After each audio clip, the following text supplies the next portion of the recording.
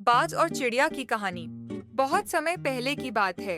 एक घने जंगल में एक विशाल बाज रहता था। वह बेहद ताकतवर और तेज उड़ान भरने वाला था। जंगल के सभी छोटे छोटे पक्षी उससे डरते थे। वह रोज आकाश में ऊंचाई से उड़ता और किसी न किसी छोटे पक्षी को पकड़ लेता। इसी वजह से पक्षियों में हमेशा दहशत बनी रहती। उसी जंगल में एक छोटी चिड़िया भी रहती थी। वह बहुत ही नन्ही पर तेज दिमाग वाली थी। चिड़िया रोज देखती कि कैसे बाज अपने बल और शक्ति के दम पर दूसरों पर अत्याचार करता है। एक दिन बाज ने चिड़िया से कहा, ओ छोटी चिड़िया, तू इतनी नन्ही और कमजोर है, कभी सोचती नहीं कि अगर मैं चाहूँ तो पल भर में तुझे भी अपना शिकार बना सकता हूँ। चिड़िया डरकर बोली, हाँ बाज भैया, आप तो सच में बहुत शक्तिशाली हैं। मैं तो आपकी ताकत की बराबरी भी नहीं कर सकती, लेकिन क्या आप अपनी शक्ति सिर्फ दूसरों को डराने और सताने में ही इस्तेमाल करोगे? बाज ने घमंड से कहा, शक्ति का मतलब ही है दूसरों पर राज करना।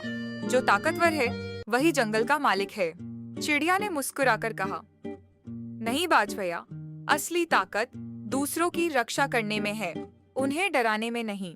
अगर आप अपनी शक्ति से सबकी मदद करेंगे तो सब आपको प्यार करेंगे और सम्मान देंगे।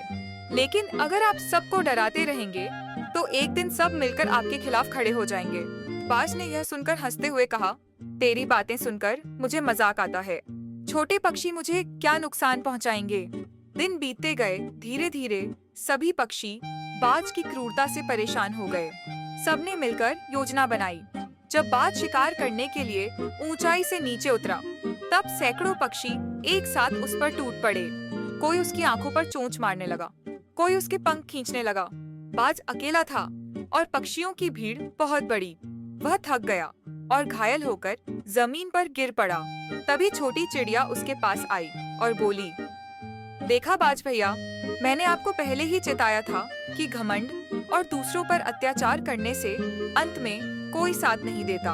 अगर आपने अपनी शक्ति सबकी मदद में लगाई होती तो आज पूरा जंगल आपका मित्र होता। बाज को अपनी गलती का एहसास हो गया। उसने शर्मिंदा होकर चिड़िया से माफी मांगी और वादा किया कि अब वह अपनी ताकत कमजोरों की रक्षा में लगाएगा। उस दिन के बाद बाज जंगल का रक्षक बन गया और सभी पक्षी उसे सम्मान देने लगे। कहानी की सीख, असली ताकत दूसरों को सताने में नहीं बल्कि उनकी मदद करने में है।